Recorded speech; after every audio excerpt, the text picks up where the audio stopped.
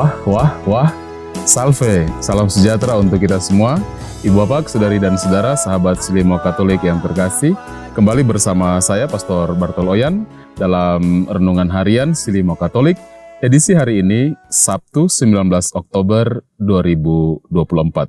Mari kita mengawali hari ini dengan mendengar dan merenungkan firman Tuhan. Dalam nama Bapa dan Putra dan Roh Kudus. Amin. Rahmat Tuhan kita Yesus Kristus, cinta kasih Allah dalam persekutuan Roh Kudus senantiasa beserta kita, sekarang dan selama-lamanya. Marilah berdoa. Allah Bapa, sumber kehidupan, Engkau berkenan menyinari kami dengan terang sejati, yaitu Yesus Kristus, Putra-Mu, Tuhan kami. Utuslah Roh Kudus-Mu atas diri kami, agar mampu menerima rahmat keselamatan-Mu dengan pengantaraan Yesus Kristus Putra-Mu Tuhan kami, yang bersama dengan Dikau dalam persatuan Roh Kudus, hidup dan berkuasa, Allah sepanjang segala masa. Amin. Saudara dan saudari, mari kita siapkan hati kita untuk mendengarkan firman Tuhan.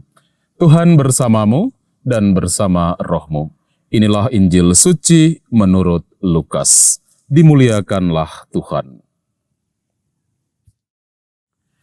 Sekali peristiwa, Yesus bersabda kepada murid-muridnya, "Barang siapa mengakui aku di depan manusia, akan diakui pula oleh Anak Manusia di depan para malaikat Allah. Tetapi, barang siapa menyangkal aku di depan manusia, ia akan disangkal pula di depan para malaikat Allah. Setiap orang yang mengatakan sesuatu melawan Anak Manusia, ia akan diampuni. Tetapi barang siapa menghujat Roh Kudus, tidak akan diampuni. Apabila kalian dihadapkan kepada majelis atau pemerintah atau penguasa, janganlah kalian khawatir bagaimana dan apa yang harus kalian katakan untuk membela dirimu. Sebab pada saat itu juga Roh Kudus akan mengajarkan kepadamu apa yang harus kalian katakan." Demikianlah sabda Tuhan. Terpujilah Kristus.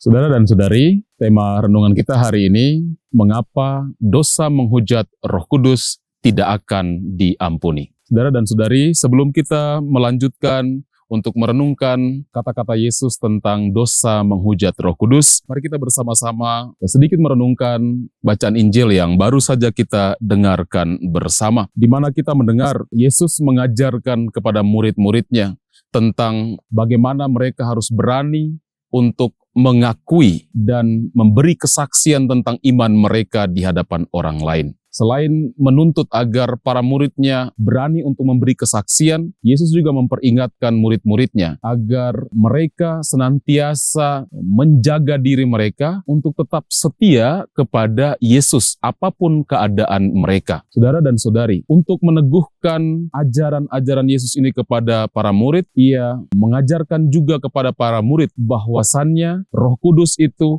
akan tetap membantu, menolong mereka dalam tugas, dalam pewartaan, dan juga kesaksian-kesaksian mereka. Saudara dan saudari yang saya kasihi dalam Tuhan kita Yesus Kristus, bacaan Injil hari ini menarik untuk kita renungkan pokok-pokok yang dapat kita gunakan sebagai penuntun jalan kehidupan kita, terutama iman kita kepada Yesus. Tuntutan untuk berani mengakui atau memberi kesaksian tentang iman kita kepada Yesus di hadapan umum, mengingatkan kita bahwasannya praktek iman kita itu bukan hanya untuk diri kita sendiri, tetapi iman kita itu harus juga kita wartakan, kita nyatakan, dan kita praktekkan juga di tengah-tengah lingkungan dimanapun kita berada. Meskipun dengan resiko akan mengalami penolakan atau juga mungkin bahkan penganiayaan. Saudara dan saudari, Tuhan Yesus berkata, siapa yang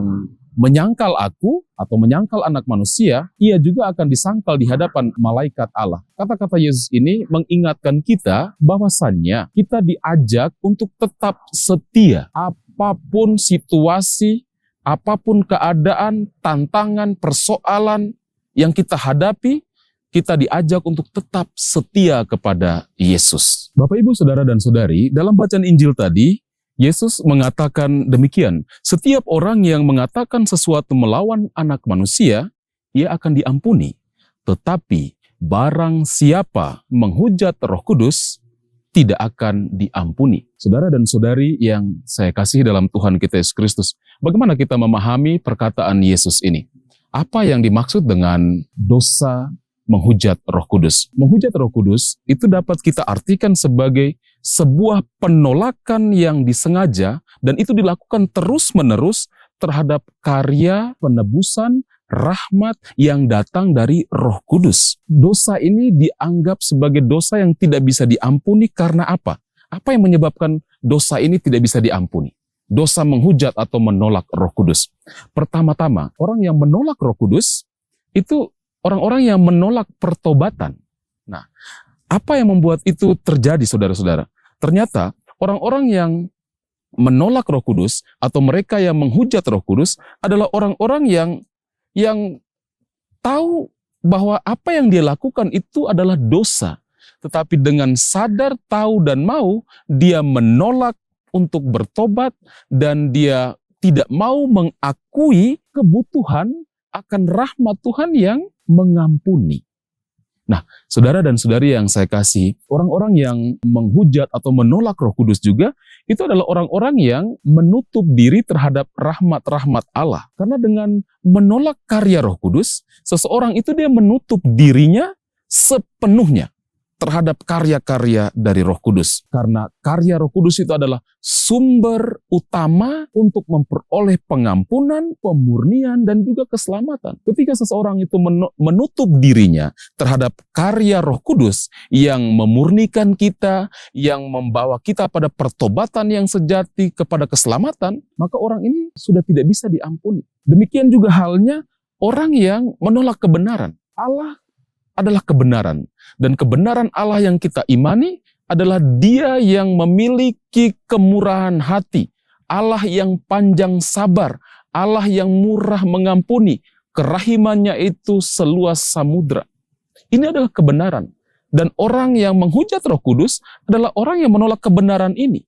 Dan dia dengan sadar, tahu, dan mau, tidak mau menerima rahmat ini, kebenaran ini. Saudara dan saudari, inti dari dosa penolakan terhadap Roh Kudus adalah orang secara tegas, tetap, secara sadar, tahu, dan mau menolak karya, rahmat, serta pengampunan dari Tuhan. Orang-orang ini, saudara-saudara, tidak akan diampuni. Itu bukan karena Tuhan tidak mau mengampuni mereka, tetapi mereka sendiri yang menolak untuk menerima rahmat pengampunan itu. Dari sini kita memahami bahwa dosa menghujat Roh Kudus itu memang tidak akan diampuni. Saudara dan saudari yang saya kasihi, melalui bacaan hari ini, kita diingatkan untuk memiliki keberanian, terutama dalam memberi kesaksian tentang iman kita di hadapan orang-orang. Nah, kita mempraktekkan iman kita, meskipun dengan risiko-risiko penolakan dan penganiayaan. Kita mau tetap setia kepada Kristus dan terus membuka diri kita terhadap karya Roh Kudus dalam hati kita, menuntun kita menuju hikmat-hikmat dan perlindungan penyertaan dari Tuhan sendiri. Semoga Tuhan menolong dan memberkati kita. Amin. Saudara dan saudari, mari kita akhiri renungan kita hari ini dengan doa dan berkat. Marilah berdoa. Allah Bapa yang Maha Murah, kami bersyukur atas anugerah sabda ilahi-Mu yang telah kami terima. Semoga dengan bimbingan Roh Kudus-Mu, kami menjadi saksi yang berani dan tangguh dalam mewujudkan peradaban kasih di tengah masyarakat sampai kami menikmati kerajaan-Mu yang abadi. Dengan pengantaraan Kristus, Tuhan kami. Amin. Tuhan bersamamu dan bersama roh-Mu.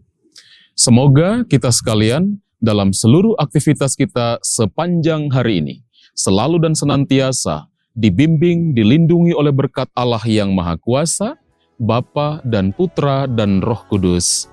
Amin. Saudara dan saudari, pergilah dalam damai sambil mewartakan Tuhan dengan hidupmu. Renungan kita telah selesai. Syukur kepada Allah.